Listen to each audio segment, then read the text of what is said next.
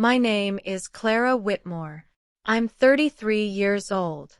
And for as long as I can remember, I was the invisible daughter my sister Ella was adopted when I was 5. I can still see the day they brought her home, the way my mother cried with joy, the way my father held the baby like she was made of spun glass, the way the sunlight fell on her tiny face like she was something sacred. I was standing in the doorway of the living room, clutching a stuffed rabbit I'd had since I was a baby. I wanted to be excited. I'd been told I was going to be a big sister. But no one had prepared me for what it would feel like to watch my parents' faces change, to see them look at someone else the way I'd always wanted them to look at me. "Clara, come meet your sister," my mother said, her voice soft, her eyes never leaving the baby. I walked forward slowly. I reached out to touch Ella's tiny hand. Her fingers curled around mine. For a moment, I felt a connection, a warmth. But then my mother pulled Ella closer, as if protecting her from something. "She's so perfect," my mother whispered, and I knew in that moment that I was no longer perfect. I was just the one who'd come first. I didn't understand it then. I was only 5. But I would spend the next 28 years learning exactly what it meant to be the invisible daughter. Ella was a beautiful child. She had dark curls and big, expressive eyes and a smile that could disarm anyone. My parents adored her. Everyone adored her. She was the kind of person who made you feel like you were the center of her world. Even though she was the center of everyone else's, I was different. I was quiet, bookish, introverted. I didn't command a room. I preferred to sit in corners, reading, drawing, building things out of paper and wood. I was the kind of child who was easy to overlook, and I was overlooked. It started small. Ella got the new clothes. I got her hand-me-downs. Ella got the new toys. I got the old ones. Ella got the attention. I got the silence. But it grew. It grew into something that shaped my entire childhood. When Ella wanted to take ballet lessons, my parents signed her up immediately. When I asked to take art classes, they said, "We can't afford it. We have to pay for Ella's lessons."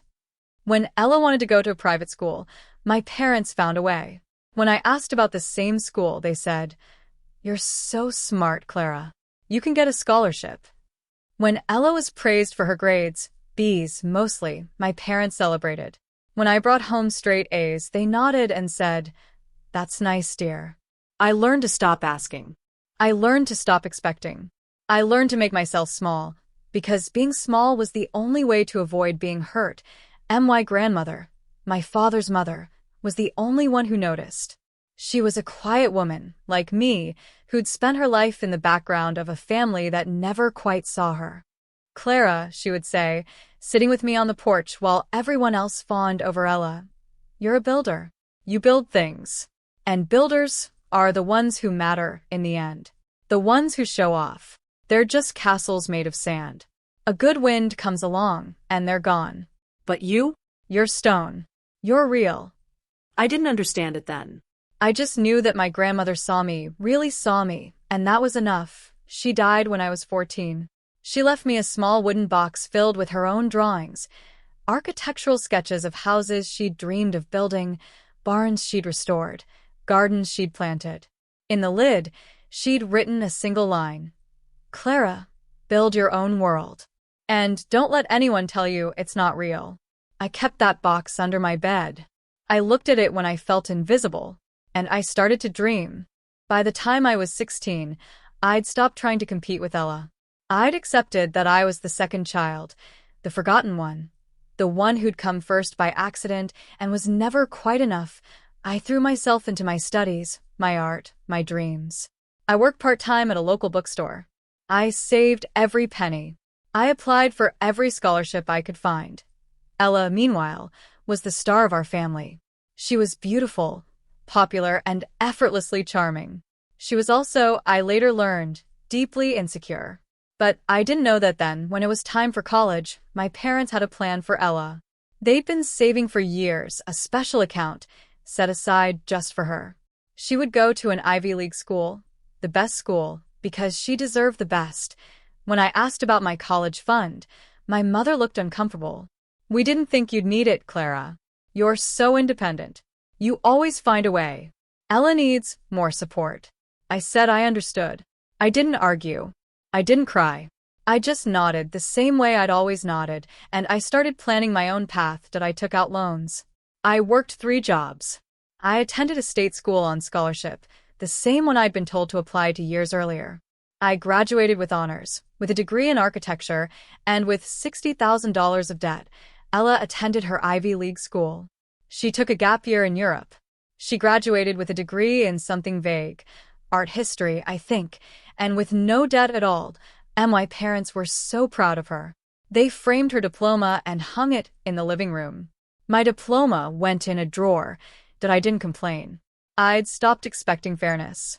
I started my career as an architect at a small firm in the city. I worked long hours, too long, but I loved it. I loved the way buildings could shape lives, the way a well-designed space could make people feel safe and seen, that I started to get noticed. My designs were clean, elegant, functional, the kind of work that didn't shout but that people remembered. I was promoted. I was given bigger projects. I started to build a reputation. Ella, meanwhile, had floundered. She tried a series of jobs, each one more glamorous than the last, but none of them worked out. She was always quitting, always moving on. My parents made excuses for her. She's still finding herself, they'd say. She's so creative. She just needs the right opportunity. By the time I was 28, I'd started my own firm. It was small at first, just me and a partner, but it grew. I designed homes for families, office spaces for startups, community centers for neighborhoods that had been neglected. My work made a difference. People noticed that I bought my own house, a small craftsman bungalow with a garden and a front porch. It wasn't grand, but it was mine. I fixed it up myself, the way my grandmother had taught me, and I stopped waiting for my parents to notice. Ella got married when she was 29. The wedding was lavish, a castle in the countryside, a designer dress, a cake that cost more than my first car. My parents paid for all of it. They were bursting with pride. I was invited, of course. I was the sister. I was the maid of honor, the one who planned the bridal shower, the bachelorette party, the endless events. I spent thousands of dollars I didn't have. I smiled in the photographs. I stood at the altar and watched my sister marry a man I barely knew. After the ceremony, Ella hugged me, a quick, perfunctory hug, and said, "Thank you for everything, Clara. I couldn't have done it without you." And I believed her. For a moment, just a moment. I believed her, but then she turned away, and I was invisible again. Ella's marriage didn't last. I wasn't surprised. Her husband was a charming man with a gambling habit, a habit that had been hidden until it was too late. By the time she divorced, she was in debt. $80,000 in credit card bills, unpaid taxes, loans she couldn't pay back. My parents stepped in, of course. They always stepped in. They gave her their retirement savings. They co-signed new loans. They sold their investments. They did everything they could to save her, and then they lost everything. My mother called me on a Tuesday night. I could hear the exhaustion in her voice, the kind of exhaustion that comes from years of worry, years of sacrifice, years of trying to hold something together that was already broken. "Clara," she said, and her voice was small, the way it got when she was overwhelmed, "we need to talk." I sat down. I knew, before she told me, what she was going to say. "Your father and I have lost the house," she said. "We've been struggling for a while, helping Ella, and we just can't keep up." I listened. I didn't interrupt. I let her tell me everything. "We've tried everything," she said. "We've sold what we can. "We've cut back. But it's not enough. We're going to be homeless." My mother never said those words. She was proud, too proud, and she'd never admit to needing help. But she needed help now. "We need to stay with you," she said. "Just for a while, until we get back on our feet." I sat in my kitchen, the one I'd renovated with my own hands, and I thought about everything. The years of being overlooked, the years of being invisible, the years of being told I was too independent to need anything. "I'll help you," I said. "But not the way you want." My mother was silent. "I'll help you find a place to live," I said. "I'll help you get a financial advisor. I'll help you figure out a budget. But you can't stay with me." I can't be the one who holds everything together anymore. Clara, she started, but I interrupted. Mom, I said, and I kept my voice calm and steady. I've spent my whole life being the one who is never seen. I've spent my whole life being told I didn't need anything. And I've spent my whole life watching you give everything to Ella. I understand you love her. I understand she needed help. But I needed help, too, and you never gave it to me. I needed you to see me. I needed you to care. I needed you to be proud of me. Not just when I was successful, but all the time. I built my life without you. I built my house without you. I built everything I am without you. And I'm proud of that. But I can't be the one you turn to only when you have nowhere else to go. My mother was crying now. I could hear the sobs, muffled, as she tried to keep herself together. Please, Clara, she whispered. You're a daughter. We're family. I know, I said. And I love you. I'll help you. But I won't let you move in. I won't let you take over my life. You need to learn to stand on your own, the way I had to. She was silent for a long time. Then she said, We made so many mistakes. We didn't know. I know, I said. And I forgive you. But forgiveness doesn't mean forgetting. And it doesn't mean I have to sacrifice everything for you. I drove to my parents' house the next day. It was strange, seeing it. The place where I'd grown up, the place where I'd been invisible. The house was the same, but it felt empty.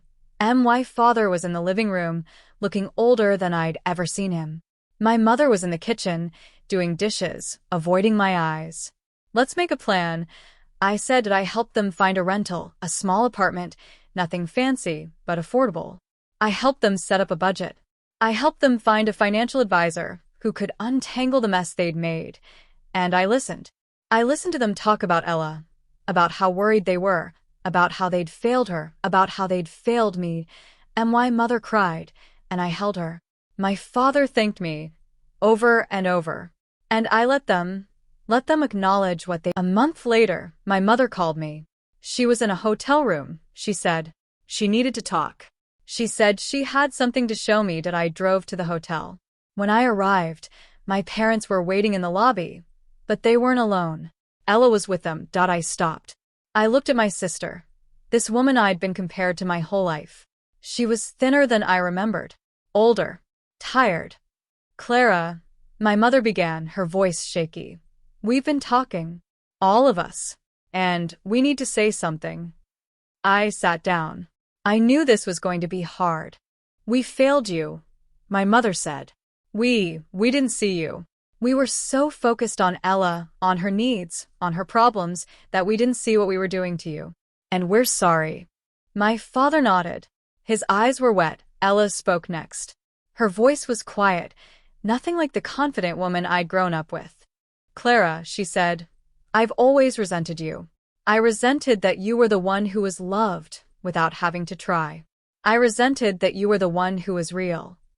I resented that you didn't have to prove yourself. I was so jealous of you. I was so angry. I didn't understand why I couldn't be enough, why I was always so empty inside. I think I took everything because I didn't think I had anything of my own. And I'm sorry. I'm sorry for everything I took from you. I stared at her. I didn't know what to say. Ella, I finally said, I've spent my whole life envying you. You were the one they adored, the one they celebrated, the one who got everything. And I was invisible, my mother finished. We made you invisible, and we didn't even see it. I felt tears on my face. I didn't try to hide them. Thank you, I said. Thank you for saying that. We sat together, this broken, complicated family, and we talked. We talked about the past, about the pain, about the years we'd lost. We talked about the future, about healing, about the possibility of being real with each other, that it wasn't a perfect conversation. There were tears. There were silences. There were moments when I wanted to leave, and moments when I wanted to stay forever. But we stayed. We stayed in that hotel room, talking until the sun went down, and something shifted. Something healed. I gave my parents and Ella the key to my house, not as a gift, not as a free ride, but as a place to stay while they got back on their feet. I'd renovated the basement apartment. A small space with its own entrance, kitchen, and bathroom. It wasn't fancy, but it was clean and safe. "I'm not going to solve all your problems," I said, handing them the key. "And I'm not going to let you stay forever. But I'll give you a place to start, because you're my family." My mother hugged me. She held on for a long time, the longest hug she'd ever given me. "Thank you, Clara," she whispered. "Thank you for giving us a chance." I didn't say, "You didn't give me a chance." I didn't say, "You looked through me for decades." I just nodded. I accepted the apology, imperfect as it was. And I let them in. Ella lived in the basement apartment for 6 months. During that time, she got a job, a real one, not a glamorous one. She started therapy. She started paying her debts, one by one. My parents found a small house, a house they could afford on their retirement income. They moved there, slowly, carefully, rebuilding their lives. And I started to rebuild, too. I rebuilt my relationship with my family. Not the fantasy family I'd always wanted, but the real one, the one that was actually there. It wasn't perfect. It was messy, but it was honest. I started spending more time at the house I'd grown up in. Not the house itself, which my parents had sold, but the property, the land. I'd bought it when my parents moved. I had my own house, but I wanted the garden. I planted a garden there, the same kind my grandmother had planted. Flowers and vegetables, herbs and trees. I built raised beds. I planted roses, and I went there on quiet evenings to remember. I remembered my grandmother, sitting on the porch, telling me I was stone. I remembered her words. Builders are the ones who matter in the end. I remembered the years of being invisible, the years of being told I was too independent to need anything, and I remembered the shift, the moment I realized I could build my own world. I am a builder. I built my life. I built my success. I built my home. I built a garden. I built a family, a real one, not the fantasy family I'd always wanted, but the one that actually showed up. And I built a garden, a beautiful one, full of color and life and possibility. My mother and Ella came to the garden one evening. It was September, and the air was crisp with the promise of fall. "Clara," my mother said, sitting beside me, "this is beautiful." "It is," I said. "My grandmother's garden." My mother nodded. "She was the one who saw you. I think I was jealous of that. Jealous that she could give you something I couldn't." "Jealous?" I asked. "Of what?" "Of you," my mother said. "You were always so strong, so independent, so complete. I never had to worry about you. And I think I didn't know how to love someone who didn't need me." I listened. I let her words sink in. "It's not a weakness to need someone," I said. "It's just human." But it took me a long time to learn that. I thought I didn't need anyone. I thought I was fine on my own. But I wasn't fine. I was just alone. My mother held my hand. "I'm so sorry, Clara. I'm so sorry I made you feel that way." I nodded. "Thank you for saying that. It means more than you know." Ella sat down on my other side. She was quiet, the way she'd become. She'd been through so much. She was still going through it. "Clara," she said, "you were the real one. The one who didn't need to be praised to be something. I spent my whole life trying to be enough, and you just were.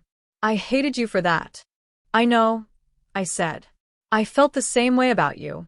I hated you for being loved so easily. I hated you for taking everything. I hated you for being the one they saw." We sat in silence for a long moment, 3 women who'd spent years competing for love they weren't getting. "Can we start over?" Ella asked. "Can we try to be sisters? Real ones?" I looked at her. I looked at my mother. And I nodded. "We can try," I said. "It won't be perfect. Nothing's perfect. But we can try." I still think about my grandmother, the way she believed in me, the way she saw me, the way she gave me a box of drawings and told me to build my own world. I built that world. I built a career, a house, a garden, a life. I built my own identity, separate from my family's expectations. I built a strong, quiet, independent world, and I learned something important. Independence doesn't mean isolation. It doesn't mean never needing anyone. It means being able to choose who you let in. I chose my family. Not the family I'd wished for, but the one I actually had. The one that had hurt me and disappointed me and overlooked me. The one that was learning slowly to see me. My mother calls me every week now just to talk. She asks about my life, my work, my garden. She asks about my feelings. She asks about me, the real me. My father sends me letters. He writes about the garden, the house, the past. He writes about his regrets, his hopes, his love for me, the love he never knew how to express. Ella and I have become friends, sisters. We talk about our lives, our struggles, our dreams. We've stopped competing. We've started supporting. And I've stopped being invisible. I'm not the overlooked daughter anymore. I'm the one who built her own life and who gave her family a chance to rebuild with her. I live in my house, with my garden and my art, with my carefully chosen furniture and my grandmother's wooden box. I look at the box sometimes and I read the inscription, "Build your own world." And don't let anyone tell you it's not real. My world is real. My world is mine. And I didn't build it to prove anything to anyone. I built it because I wanted to. I built it because I could. And that's the ending that matters.